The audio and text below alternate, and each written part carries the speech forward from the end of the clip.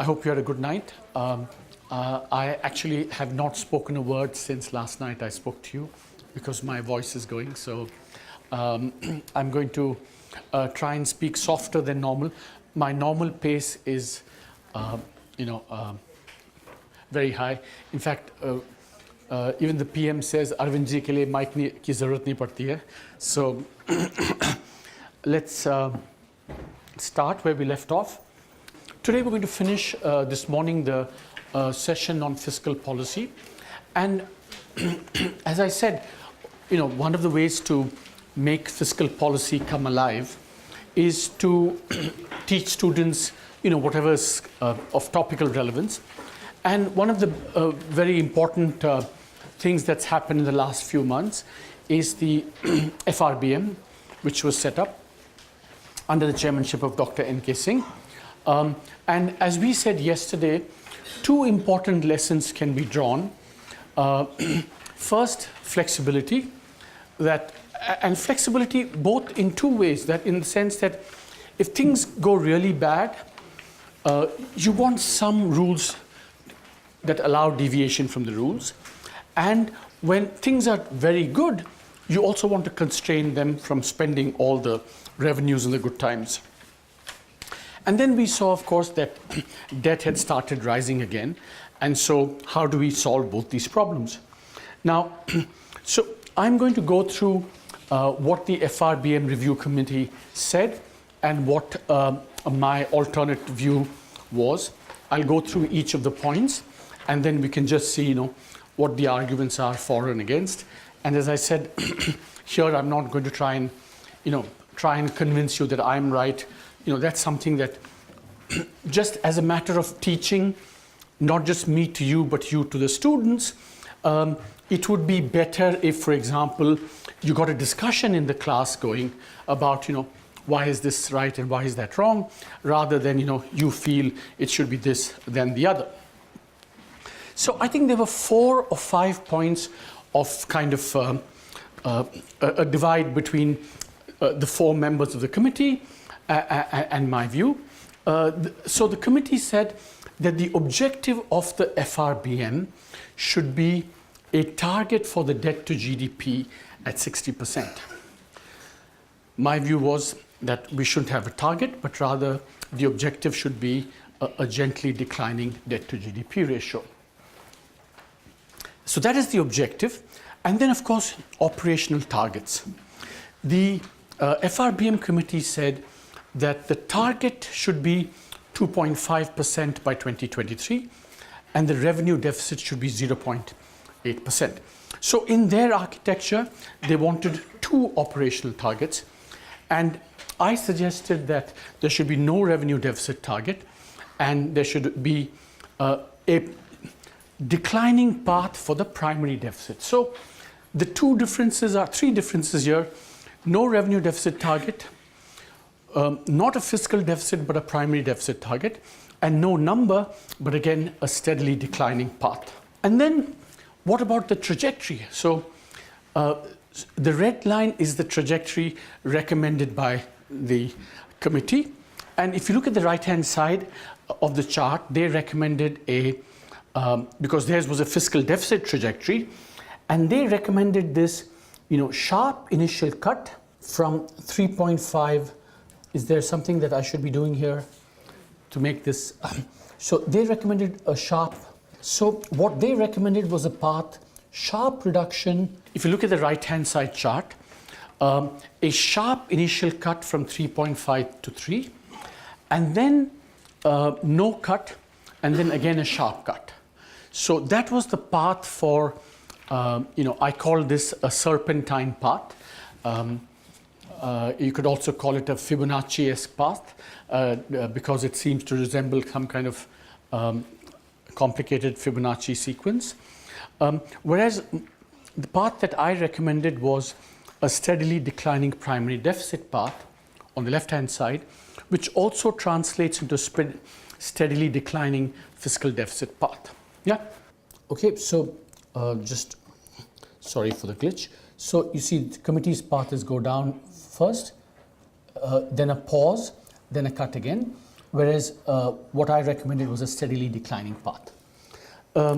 So there's a difference on the objective, a difference on what the operational target or targets should be, and also on the path for the fiscal consolidation. And then there's also a big difference on the escape clause. The committee said, and I'll explain this when I come to the chart, that the escape clause, which allows you to depart from the path that they recommended, could happen only when growth deviates 3% from the average of the last year. I thought that this was actually not very wise for reasons I'll explain. And then the last thing, both of us recommended an independent fiscal council. If you remember that one of the things we said was that, remember, the trick about rules, fiscal rules, is that the government proposes the rules, the government reserves the right to deviate from the rules. So one way of building checks and balances in the system is to have independent people saying, I agree with the projections, I don't agree with the projections, no, this can be triggered at this level, it shouldn't be triggered. So some kind of, a kind of referee that everyone agrees to in advance, which we can kind of respect later on. So this council can be an independent body. For example, in the United Kingdom, they have, what is the technical term for it, Ranjit? It's called they have a, what do they call the UK? The body that, well, I'll come. In the United States, for example, they have something called the Congressional Budget Office, which actually, in the UK. In the UK, it's called Office of Budget Responsibility. They do the growth projections, and they act like a referee to determine whether this whole architecture is being properly implemented or not. In the United States, they have something called a Congressional Budget Committee. Any tax or spending proposal proposed by the president is then analyzed by this independent body. It reports to Congress, and they are seen as extremely independent. And if they say, for example, this tax proposal actually is going to cost so much money, people take it very, very seriously, and that acts as a check on what the government can do. So both of us agreed that this was a good idea. Now, this is where I think when you get into this discussion in the classroom, it can be very, very interesting. So, as I said, the committee proposed 3 targets, and I proposed 1. And in my view, that the more complicated the architecture gets, the more diffused kind of accountability becomes. For example, in the current architecture, people, the people who follow it very closely know that there is a revenue deficit target, but over time, it kind of, people focus much more on the fiscal deficit target than on the revenue deficit target. Now, so I wanted a much simpler architecture, also because if you have multiple targets, there can be issues of internal inconsistency between targets. I'll give you one example later on. Yeah. So why 60%? And this comes back to a question asked yesterday. Remember, what is a sustainable debt target? The answer that the committee gave was, several studies have shown that 60% is a prudent target and also ensures debt sustainability. They also said that ratings agencies are very important. They think that 60% is a good target for India, and therefore we should do that. What I argued was to say, look, debt levels are essentially arbitrary. That 60, 65, 70 are all numbers that don't have any real scientific basis. Moreover, we saw yesterday that India's highest growth happened when our debt was about 80-85%. And what people thought is a good number to shoot for often turns out in ex post to be not so solidly based. Give you two examples. One is that there's a famous book by Reinhardt and Rogoff called This Time is Different. I think we've recommended that in the readings. It's a book that made a big waves about 5 or 6 years ago because they purported to show that 90% is the optimal target, because once you cross, they said based on cross-country studies, if you see after 90%, growth starts declining. So they came up with a 90% number. Now, it turned out that made an error in the Excel sheet, and that 90% was not the right number. It was a very different number. No, they're fantastic researchers. Everyone makes mistakes, so it's not a criticism of that at all. But I think the other example is that in the European Union, they had or have even the 60% debt target. But after the crisis, basically, most countries have, apart from Germany, have deviated significantly from the 60% target in order to respond to the crisis. So essentially, these things are arbitrary, but they say studies show that 60% is a good number to shoot for.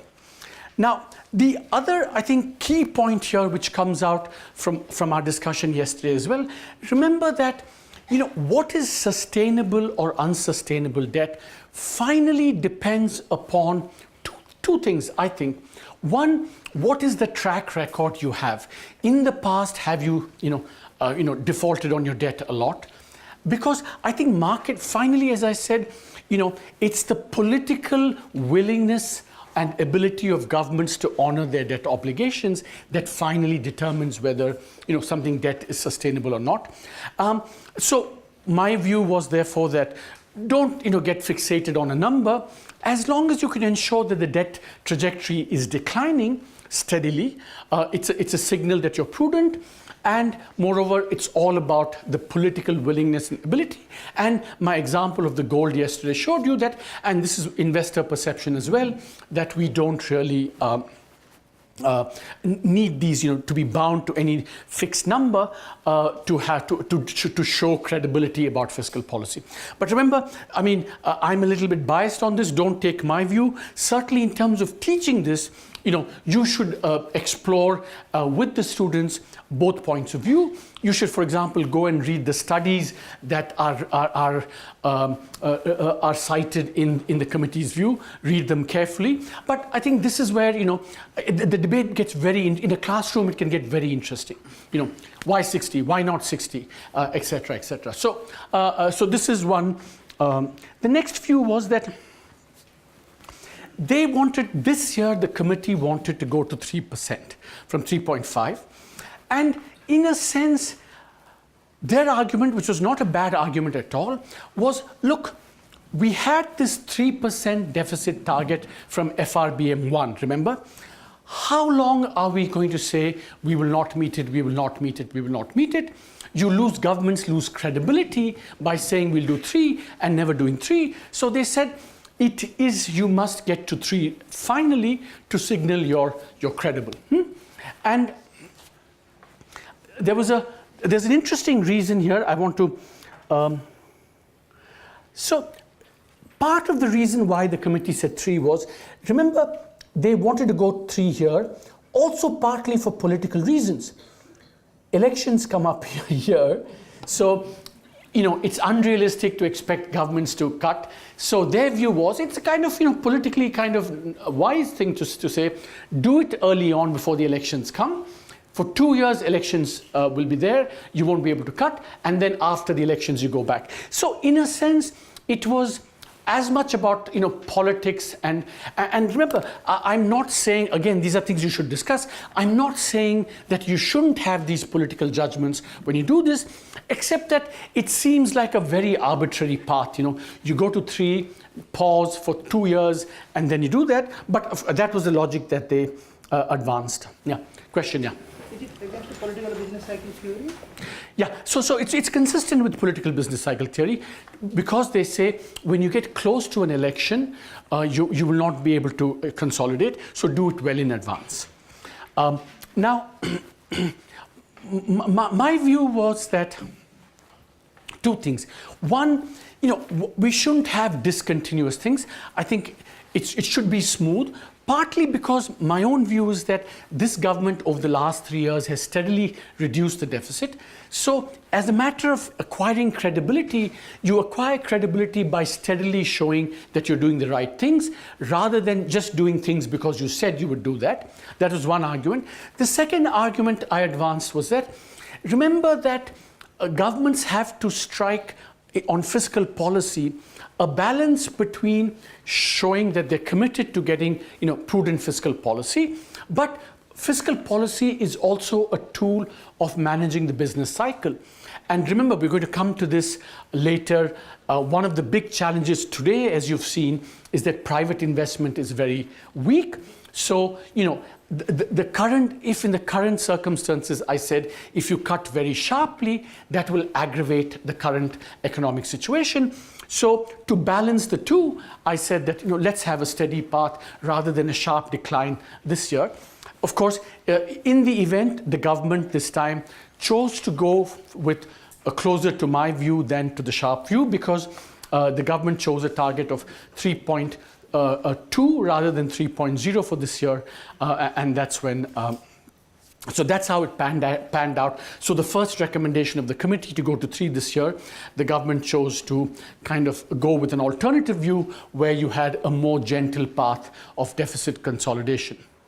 Yeah? In your proposal, there is no bottom line, like say, let the debt GDP ratio decline. Till what level?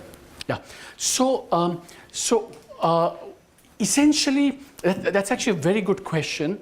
And if you read my report, what I say is that you basically reduce steadily the primary deficit until, and this is over a 4 or 5 year period, until you reach a kind of primary balance that's in balance. So the primary deficit becomes 0. So, and I'll explain to you why I recommended that in a second. Yeah. Hi, this is Vipul Mathur from IIM Calcutta. I'm always amused when I see numbers which are such strong quantitative estimates, like 3.0 and 3.2. And out of curiosity, I want to ask, how are these quantitative numbers arrived at? What are the underlying assumptions? Do you do some sort of welfare analysis or simulations to arrive at these quantitative recommendations? So I think that the 3% number, that has been inherited from the past. The committee argues, and if you look at the historical record, see, remember, the 3% target has an interesting origin. The 3% target was first introduced in the European Union as part of the Stability and Growth Pact. And I'm going to show you also, there's a kind of inertia that happens, one country does it and then everyone then adopts it. But to be fair to the committee, the 3% they say comes, in the past, came from a savings investment analysis. And the savings investment analysis broadly is the following. By the way, if you derive this number from a savings investment balance, that's a bit unrelated to anything related to do with debt. It has to do with, so essentially what you say is that, look, there's so much household financial savings available, so much savings we can get from abroad. We think that private sector deserves so much for growth, and therefore the public sector should have. So broadly, that was the savings imbalance calculation that went into the original 3 and also to the 2.5% that the committee recommended. Now, in terms of the actual choice of 3.2 this year as opposed to, it's just a kind of heuristic rule of thumb saying, look, if you consolidate a lot, what will be the impact on GDP, and that you can use multipliers to do that. So it's a kind of heuristic. We want to balance what the impact on the economy will be versus some sense of what the credibility costs would be of not sticking to the path. So it's kind of a rough rule of thumb kind of analysis with some inputs via multipliers and so on. Yeah. Yesterday we were discussing about the sustainable level of the debt which can have. Yeah. And we discussed a particular formula that whether the current debt is sustainable or not, increase or decrease is sustainable or not. Today you have all you are saying that we need to have consistently declining. That it is bad. But the stagnation of the economy is all more bad. So therefore there is a question and trade-off that should we go for, I would say that there should be zero debt. There will be zero transfer of liability to the next generation, etc. One can argue for that. So therefore secular decline, what you are saying, might be right for the next generation. But then the question is that at what cost? Whether we should postpone the growth, and if it is a debt is sustainable, that is one way to finance the growth and development. Yeah, again, I maybe I'm not making myself clear. When I recommended to go from 3.5 to 3.2 and not to 3, that was precisely why I said that you don't want to impose too much of a cost now, and that you want to balance the credibility costs of future generations versus the impact on. But again, it's not an argument between me and you. Remember this. It's a discussion. Yeah. Yeah. So in the classroom, you should certainly. I seek a clarification because I haven't gone through the report basically. Yeah. Did you Yeah. Did you sort of make a statement there that I propose the secular decline so as to incorporate the shocks, etc., arising from the global situation or from the domestic front, just as the monetary policy framework, revised monetary policy framework, it allows a ban of 2 percentage points from the target. Yeah. So the question was about whether we recommended bans or not. I think both the committee and I wanted debt to decline, not indefinitely, but gently, but up to a point, precisely because you need room when you have shocks to the economy. I mean, the whole point about why you want reasonable levels of debt is because in a big crisis, you want to be able to do counter-cyclical policy, which will then take debt up. So you want to start from a slightly lower situation to lead up to a higher situation, which is still seen as sustainable, rather than start from 60 and maybe go to 80 if there's a crisis. So in fact, the argument essentially for having relatively low levels of debt is not just an intertemporal argument for the, passing on liabilities, but also to have room for counter-cyclical policies, because remember, after the global financial crisis, many countries increased their debt to GDP by 10-15 percentage points of GDP. So you need that room. Yeah. Question, please. A question. Yeah. Argument on that. The question is little bit from the law perspective also. Mm-hmm. I am in favor of what you had mentioned, your view, I am with that. But can a law have these type of statements that consistently we will go low, rather than a law is always having some set of rules, and your argument is not rule driven, and your argument is something I remember a Greek saying that more detailed the rules are, more easier is to get around them. Yeah. So, but this is good question. Good question. So the good question is that it's one thing to say, this is what ideal policy should be. How do you encapsulate that in law and legislation? Yeah. And I think that the committee's approach in that sense was easy to embody in law, because you have 3, 2.5, etc., etc. In what I'd recommended as well. There was some numbers. I said a steadily declining primary deficit path, and quantified that until you reach primary balance, which is that broadly primary balance. That means the primary deficit is 0. And then, and remember, and that was kind of my end point for this, but no more, because the deficit and debt consequences follow from that. Sir, debts GDP ratio. Sir, sorry, sir, but can law have these type of Yeah, of course, yeah, absolutely, yeah. Sir, debt GDP ratio, normally, is it investment driven or financing driven? How it has to be set with at the policy level? Financing, see, I think that both matter. I mean, after all, sustainable levels of debt do depend upon how easily they can be financed. For example, in fact, one of the calculations we make is that supposing you have a very high deficit, that means the government will have to borrow in the market, right? Now, if markets feel that that deficit is too high and that's going to increase the debt a lot, the costs of borrowing may go up, and that will in fact feed back into policy. So these are all, I think, ways, inputs that go into how governments think about debt and deficits. So let's move on. I think we've, of course, so here the committee wanted a revenue deficit because it said revenue and capital accounts is in our history of the budget making process, in the Constitution of India. And also, we need to redress the problem of too much current spending, and therefore we need to do that. I said, of course, that it just complicates to have another target, but my argument was actually also that two conceptual arguments. If you take, for example, India is a country that everyone agrees underspends on social sectors, right? Yesterday the point was raised. Now, if you look at the budget, spending on teachers' wages is considered current spending.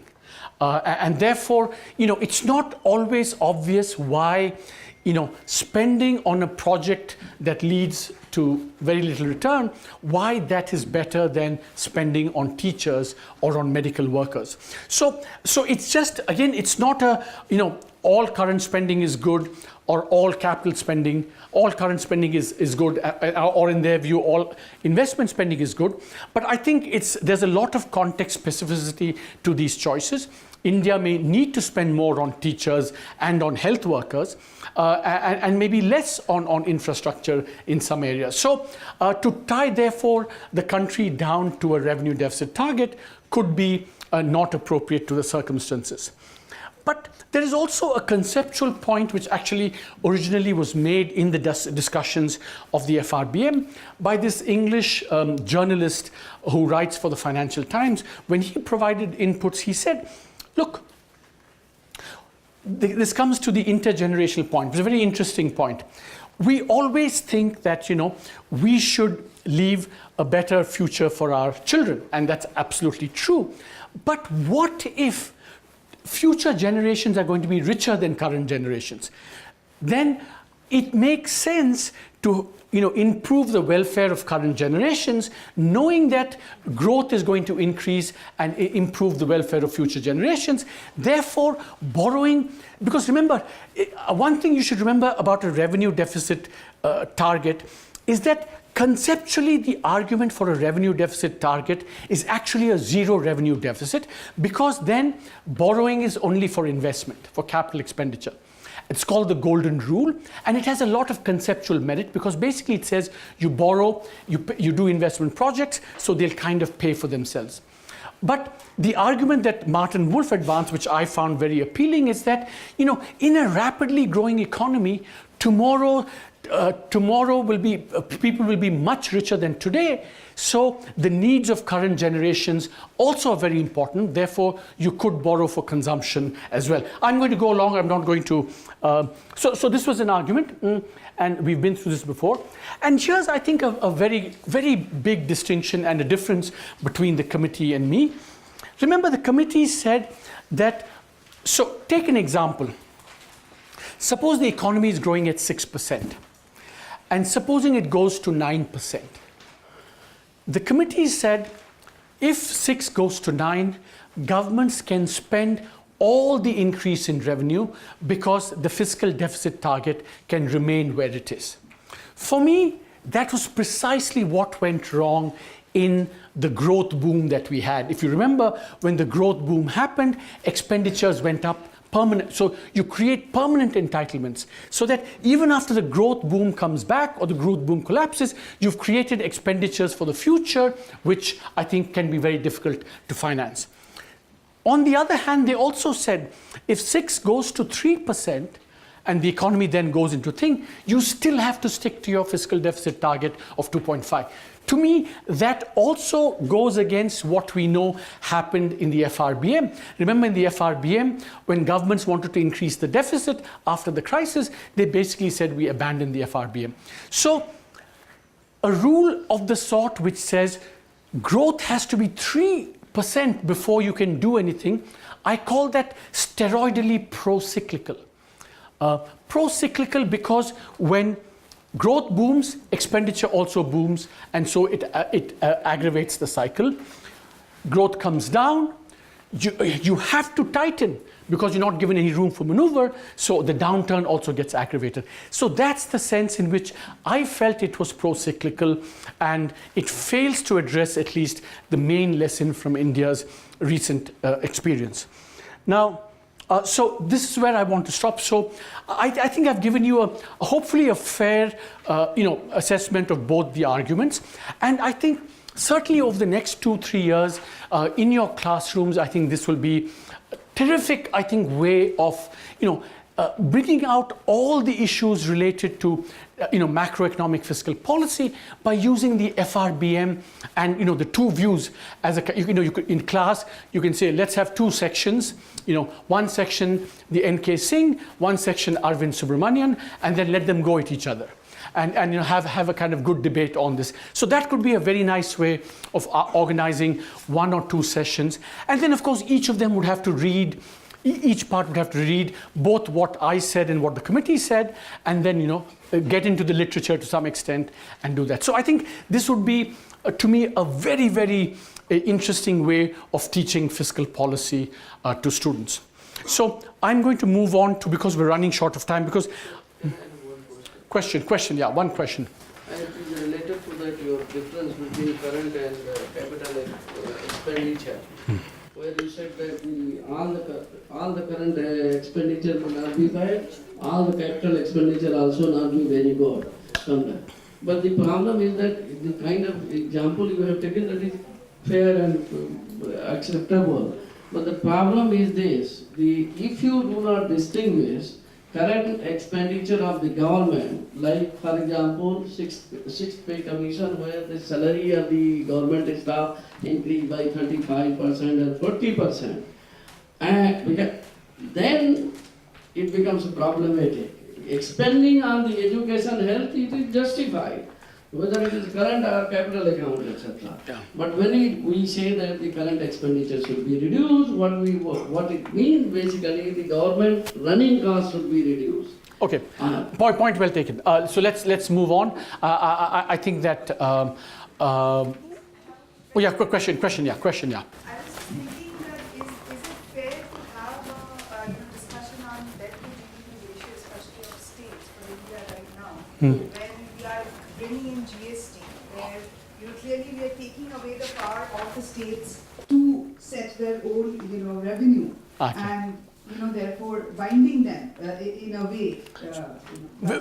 A question, very good question, which we'll come to now, is should we be focusing a lot more on state governments' debt rules, because after the GST they're going to have less space for fiscal maneuver? Great question. We're going to come to it when you do the GST, yeah? And if I don't answer that, remind me. So please, I think I love getting questions, but please hold back on your own views about what's right or wrong. Please, I think we are getting sidetracked. But these are questions, excellent question. I'm going to come back to that when we get to this. So because in a sense, that's what the thing we're going to do next. The state experience with the fiscal responsibility legislation. Essentially, what happened was that in the late 90s, all indicators of state performance started deteriorating. You look at the fiscal deficit, you look at the revenue deficit, you look at the primary deficit, you can see that they reached very, very high levels. The fiscal deficit of the states, 5.5%, primary deficit, again, 3%, and the revenue deficit you see was 3.5%. Why was this happening? A number of factors. One, Again, you had the perennial problems with the state electricity boards. That was a big problem. And then we also had, Kapil will correct me, the fifth pay commission, salary increases. We know that every time a pay commission, no, fifth pay commission, and so this happened. And so the fiscal health of the states reached a turning point, and you can see debt levels on the right-hand axis goes up from 22 to 32%. These were not the root causes, right? So they included also, I mean, the root cause also is overspending. I mean, the state electricity board is always a big part. Constrained maneuverability of these states. During 50s, 60s, 70s, center didn't, impose sort of hard budget constraints.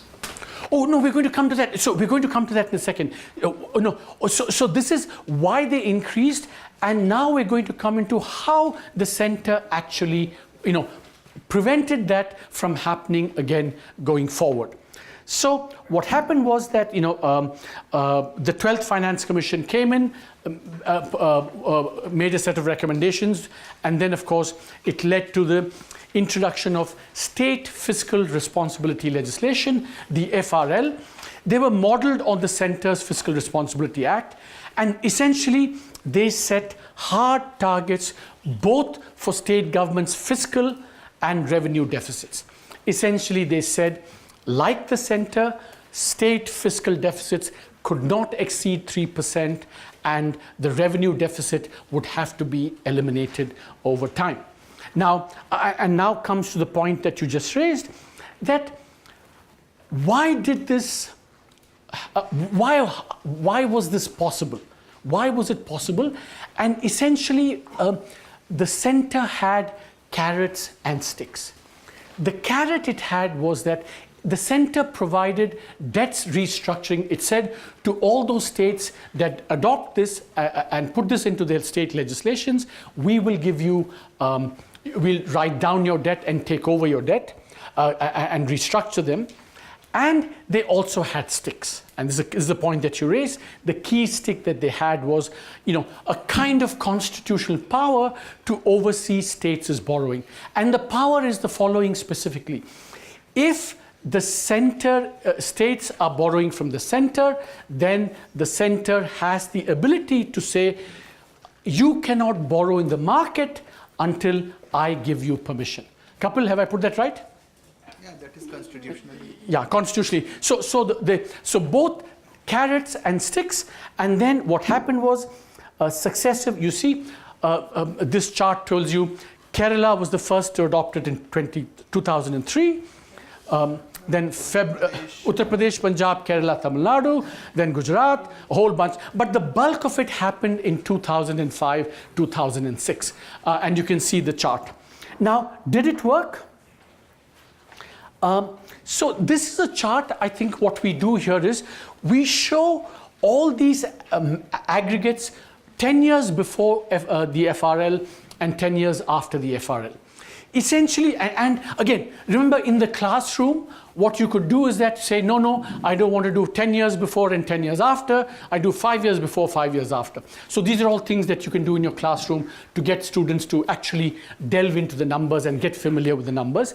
Essentially, the fiscal deficit came down by about 2 percentage points, 1.8. Revenue deficit came down, but notice that the primary deficit came down by much less. Essentially because, so that's what happened to the deficits. And then we also show what factors might have been responsible for this improvement in the deficit. This actually comes from this year's economic survey. We have a whole chapter. I would encourage you to read that and use this. We do a lot of these kind of simple before-after calculations. Essentially what happens is that, and let me, there were actually 5 explanations for, why this improvement happened. One, at the same time, almost at the same time, state VATs were implemented and growth took off in this period.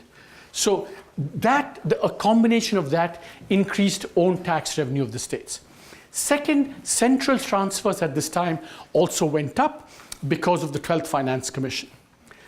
Interest payments came down because the center rescheduled the debts of the government. And so the states' contribution, one very important point also, this was the time that the center was implementing the centrally sponsored schemes, the CSS. And so the expenditures that the states would normally have had to do on their own, the center financed a greater portion of that, so that states had to spend less on their own. And so the contribution, so one way, and let me tell you the numbers. Now let's look at the numbers that happened here. Okay, so look at the absolute value. Essentially that before the fiscal deficit was 4.1 on average, it came down to 2.4 after the FRL. Debt came down from 27 to 24, and the primary deficit actually came down by much less because interest payments declined by quite a bit. Now, essentially what happened was that most of the states for about 5, 6, 7, 8, 9, 10 years afterwards have stayed below 3% of GDP, and the average was something like 2.5% of GDP for a long. So essentially the way I would summarize what happened was that a number of factors helped the states to reduce their deficits, improve their fiscal position, and their contribution, in a sense, was not to cut a lot because they didn't have to. Their contribution really was that they didn't splurge as much as they might otherwise have because they stayed well below the 3% target. So that's the way I think about how the states. Just one last point, and I'll come to you in just a second, is that so what we do in the survey, which is something that you may want to do, is to do some simple regression analysis to see whether in fact the FRL legislation was responsible for this, or to what extent the FRL legislation per se was responsible, as opposed to all these other factors that were beyond the control of state governments. Because that's what you want to see when you analyze that. But broadly, it turns out that there was an improvement in performance, but for a number of reasons not necessarily related. But again, I think the FRL, by placing this 3%, did induce some discipline and prevented states from splurging what they might otherwise have done. Question, please. Just a clarification, the denominator in all this case is SDP. Yeah, and that's state domestic product, yeah, absolutely.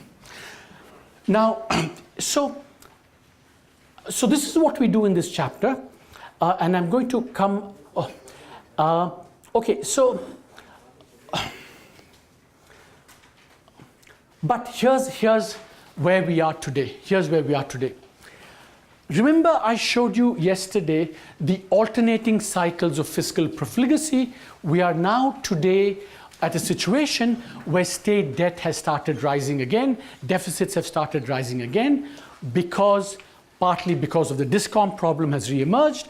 Government has again had the scheme. It's giving the discom some relief, but this problem has resurfaced, and it's very interesting. I want to show you one chart.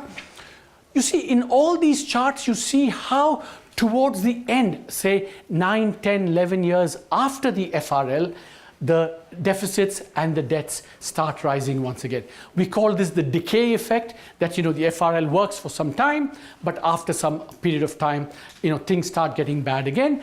And that's why I think now, again, there's concern whether state deficits are going to get out of control. I do want to say that in response to this situation, which has been happening, the 14th Finance Commission did come along and say, we will relax the fiscal deficit target on a based on 3 criteria. And I don't want to go into the criteria. You'll find that. Kapil, do you want to give the 3 criteria? Next slide has the 3 criteria. You can. It's there, this one. Go ahead. In 14 finance commission chapter we will cover. Oh, you will come. Okay, we'll cover that 40. Okay. So basically, they allowed that to happen, and so we are here at a situation. Yeah, question, please. Debts are not bad with their productivity. The expenditure is productive. So how does the government look at this whole issue? And what does the expenditure say? What the literature says on this, and what are various views on this? Yeah. Productivity of expenditure or debt. Yeah, that's a very good and a very broad question, because remember, it relates in a sense to the entire quality of spending of government. Let's defer that question when we talk about the social sector and state capacity when we come to that. So one way to do that would be that, and there's been talk of this recently, is that you move to outcome-based expenditure management rather than input-based. But I'll tell you what the complications in that are. In an ideal situation, what you want to know is not how much money you put in, but what comes out of that. And it turns out that in India, that value for money is quite low. But that's a very good question, because if that is true, what the question that you asked, then maybe one should have a much more conservative view about spending and debts than would otherwise be implied. So that's a terrific question. One question. Yeah, please. I was just asking, asset creation is not calculated by the government spending. Is there because ultimately spending is considered to be the social welfare or whatever the thing is. If it is taken, asset creation is incorporated into budget, that will, what is the thinking on that? You see, this is something that Planning Commission and others have struggled with for a long time.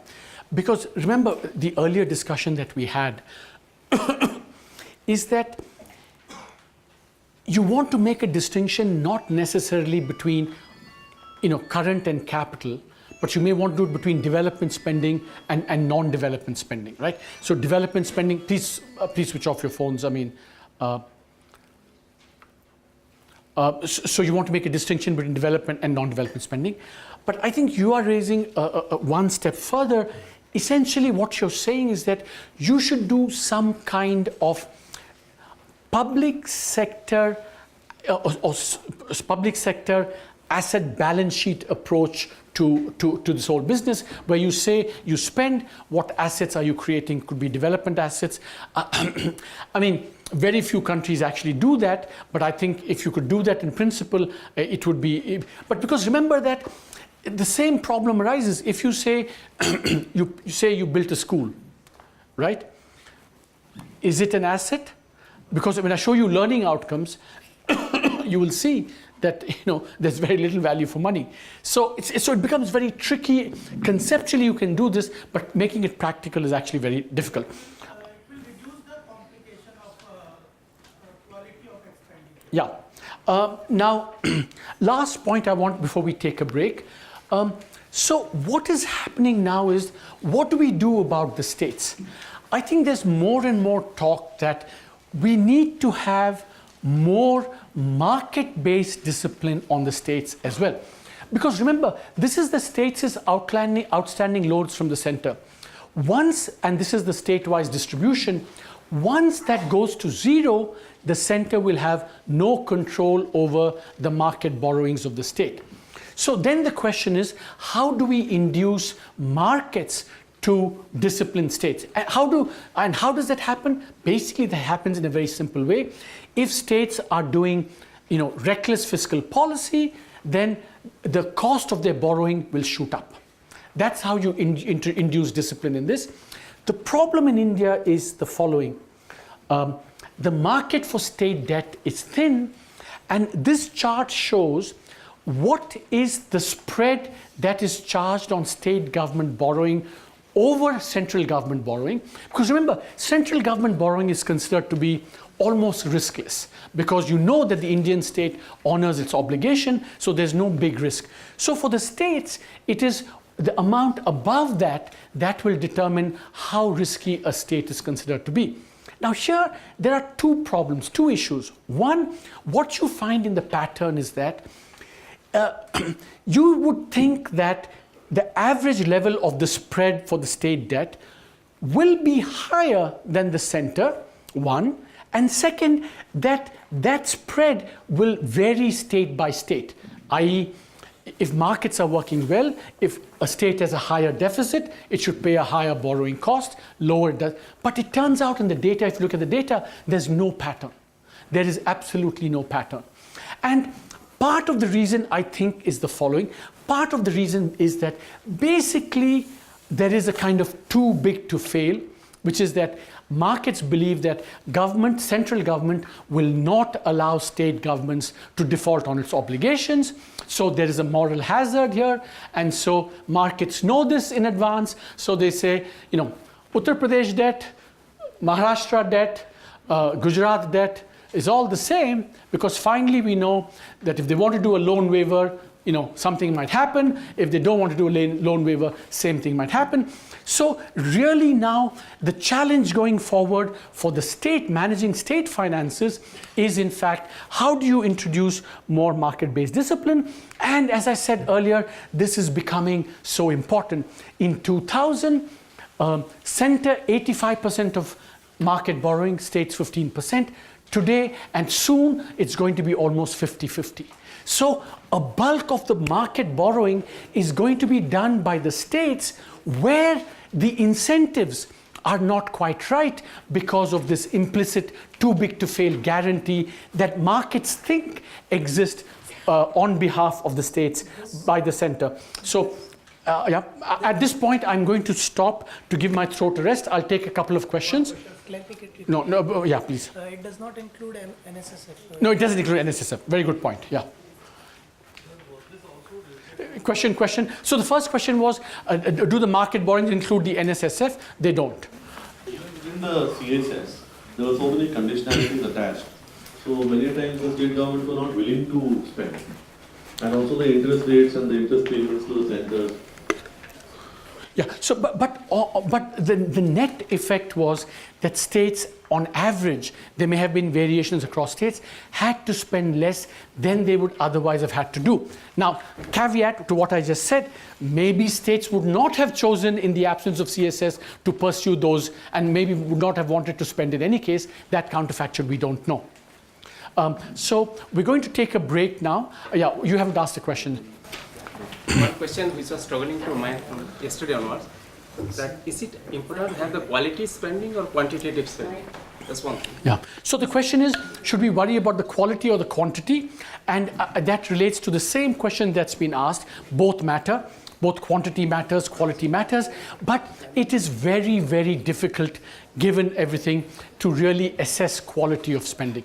And we'll see this in some of the charts we do later. The same thing what he's talking about. So, I mean, is there any thinking going on your part to see that maybe even though measurement of quality is not something that we are able to do right now, but we're beginning in terms of beneficiaries, some index, yeah, there is absolutely. Niti Aayog is doing a lot of work on this. For example, I'll give you one example. They are doing rankings of states on learning outcomes. So for example, we're going to do this. Pratham, for example, actually measures learning outcomes in the different states. Then let's see, we rank the states based on learning outcomes, which is an output, not an input. Okay, let's take a break.